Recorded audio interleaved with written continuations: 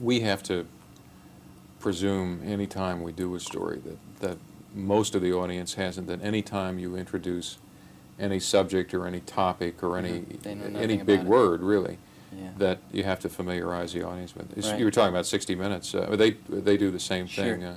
Harry Reasoner did a piece on some guy who was a card counter playing blackjack a couple of weeks ago, and they spent about 3 minutes in the context of the story establishing how to play blackjack. Right. Just the fact that you have to sure, go for 21. yeah, right. go for 21. So yeah, that's we make the same. an interesting thing about television is it always seems to shoot for the lowest common denominator. Yeah. Steve, in order to get a two-shot that we need, it sounds a little peculiar, but you can, and it'll be painless and over quickly. Great. Thank you. I could embrace him if you wish. No, the reason they take these two shots is because they do all of this market research on television, and they go into a shopping center and grab Right. 50 viewers and put them in a trailer and show them tapes, and to try to find out what they like and what they don't, what bothers them and what doesn't. One of the things that they found bothered viewers was, in the typical nightly, just like to see the environment that you're talking in. So hence the wide shot. Yes. Is it over? Yes, that painful part is over. Steve, when you began to develop this 5 years ago, what sort of need did you see that existed then that you felt these computers was going to fill? Well, basically, are we actually doing this now? Yeah. Oh, great. The question is really, what is a personal computer? And why is it different than all the other computers that have existed throughout history? Probably the best way to explain that is through an analogy. When you look at the invention of the first electric motor in the late 1800s, it was only possible to build a very large one.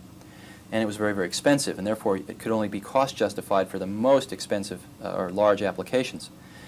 And the electric motor really took its next step in proliferation when somebody hooked a long shaft to it and ran it down the center of a factory, through a series of belts and pulleys, brought that power down to maybe 15 or 20 individual workstations, thereby cost justifying or sharing that horsepower among some medium-sized applications.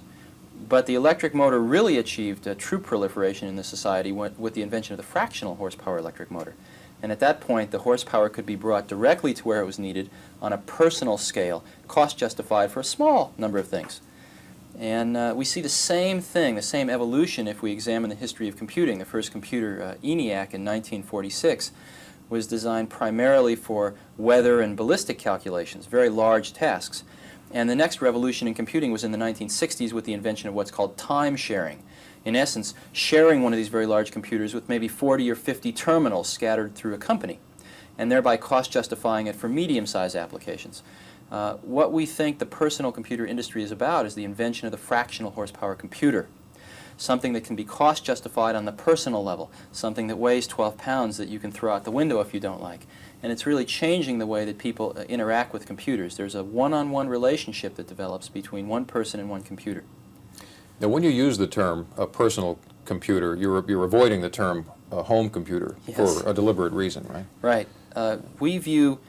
We segment our market really into four major segments: education, professional small business, home consumer, and scientific industrial.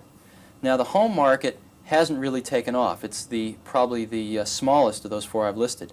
We view the home now not as a market really, but as a location in which personal computers are used for a variety of functions sometimes. In other words, you can use a personal computer to do some portfolio management on some stocks.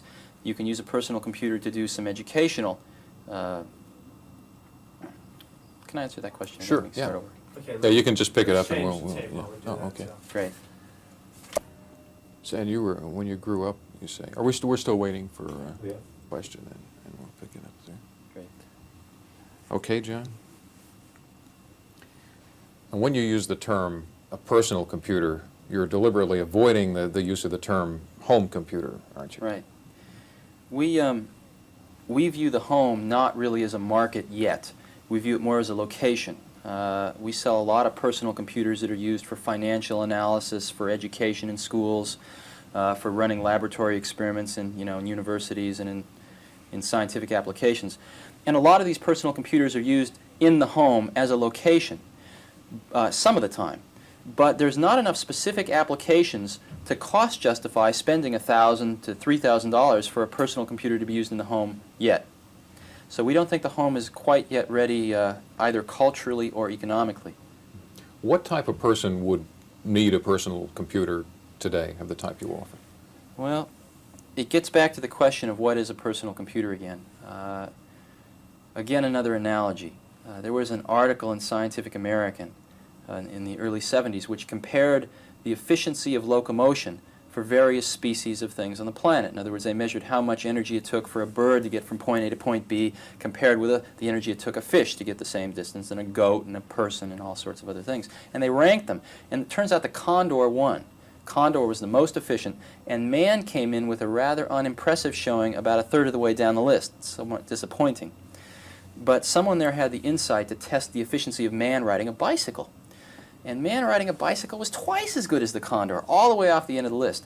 And what it really illustrated was man's ability as a tool maker to fashion a tool that can amplify an inherent ability that he has. And that's exactly what we think we're doing. We think we're basically fashioning a 21st century bicycle here, which can amplify an inherent intellectual ability that man has and really take care of a lot of drudgery to free people to do much more creative work. Does this mean, do you think, that personal computers in the 21st century will be as much a part of a home as, say, a refrigerator, a vacuum cleaner? We can look at what's happening right now. As an example, in the state of Minnesota, which is probably the leading state in the country, over 97% of the kids that graduate from high school have hands-on experience with an Apple before they graduate. Now, these kids are growing up learning how to use this new tool in many, many phases of their life.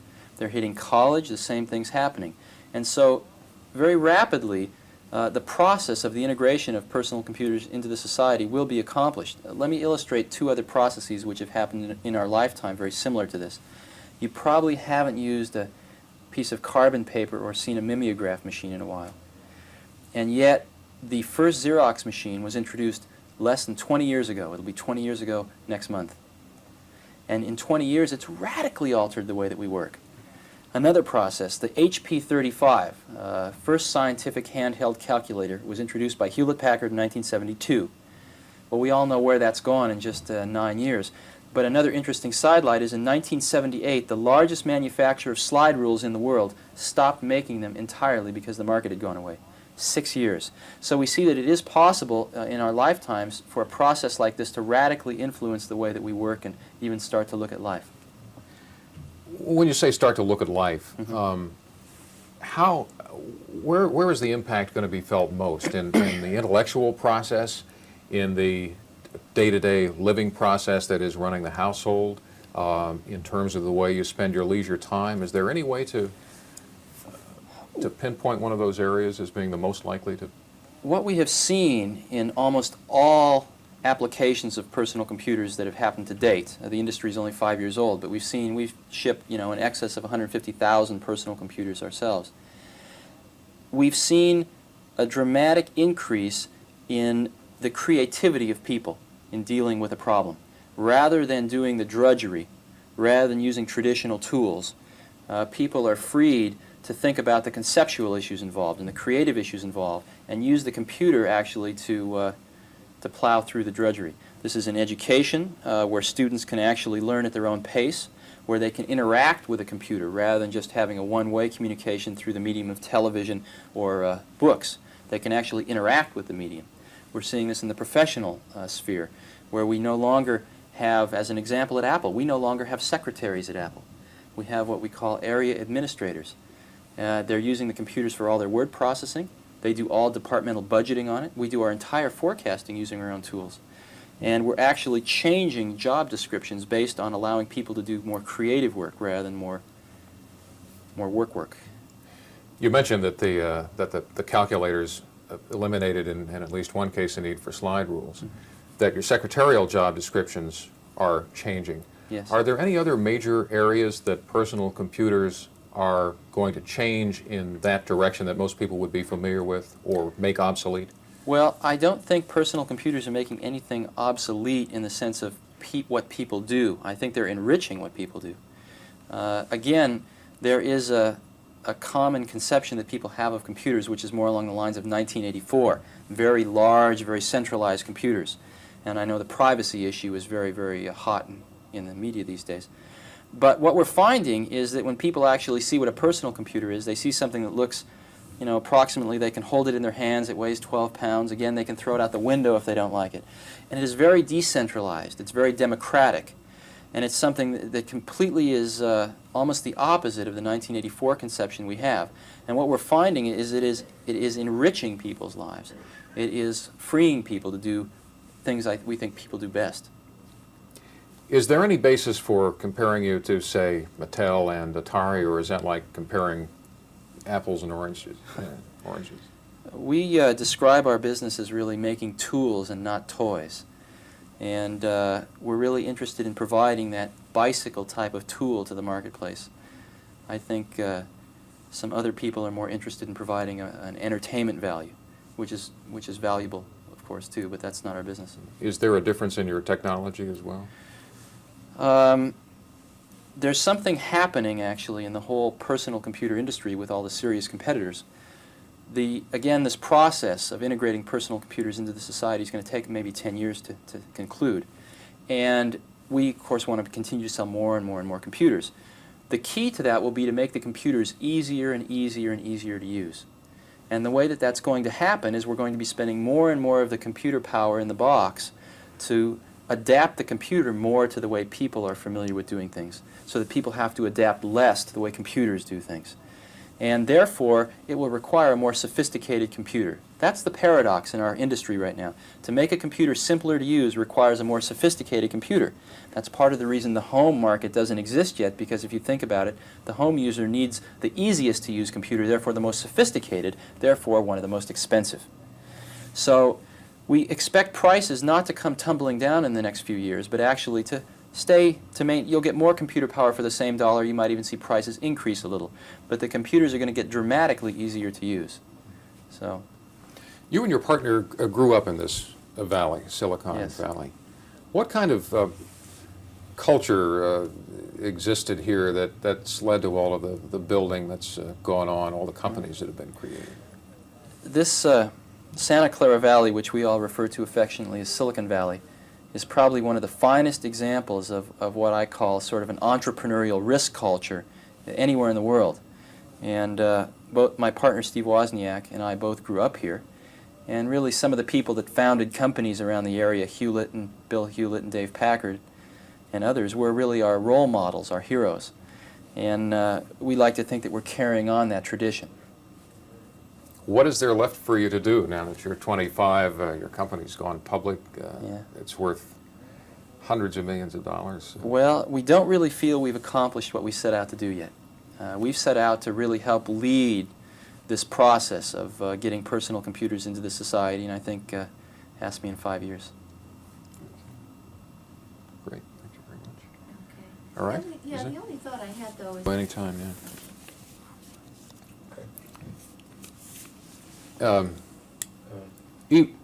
Go ahead. Sure. Even though you and the video game manufacturers really exist in two different worlds, Yes. is the fact that children and people in general are becoming so familiar with the use of these video games and the simple computers that go along with them going to make people more aware of personal computers in the future, do you think, and better able to deal with them? Sure. Matter of fact, it's not even only occurring in the video game area, it's occurring, as an example, with an automated bank teller. People are interacting more and more with intelligent devices, whether it be an intelligent game or an intelligent bank teller or whatever. And you're already seeing it in society now. People are becoming more and more familiar with interacting with intelligent electronic devices. And that's changing things culturally. It's a step along the way. Thank you. Okay, thank you very much. Yeah. Did you get what you want? Is that? Yeah, that was good, and I Yes. think it's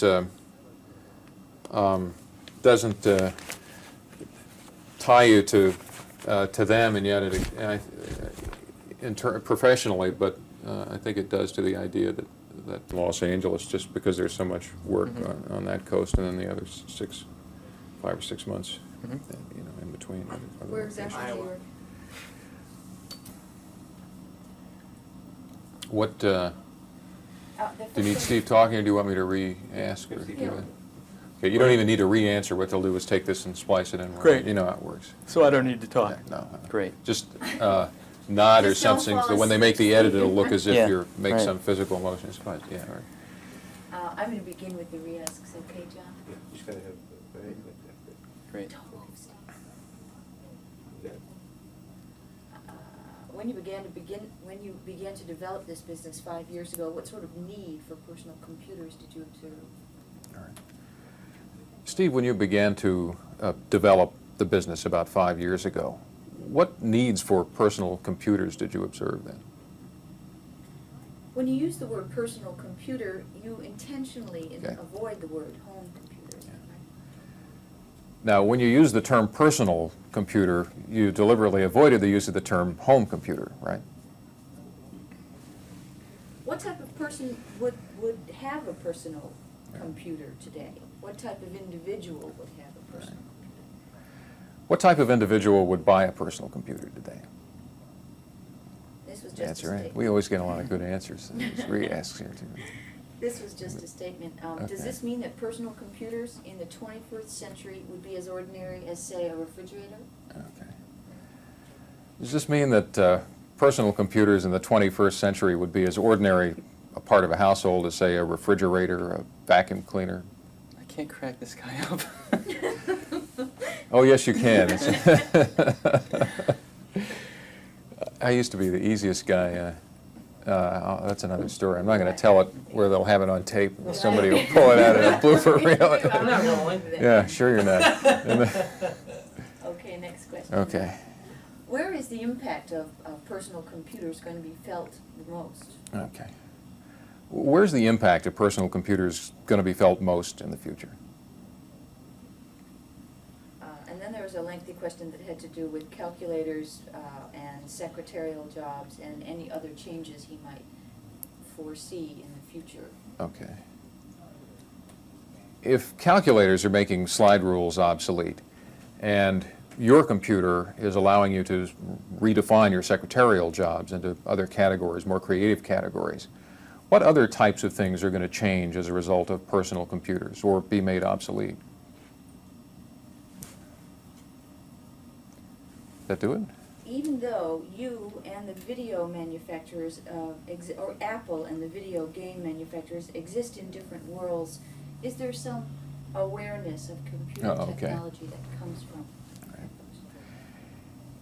Even though Apple and the video game manufacturers really exist in two different worlds, are these video games, in a sense, getting people more accustomed to the idea of personal computers?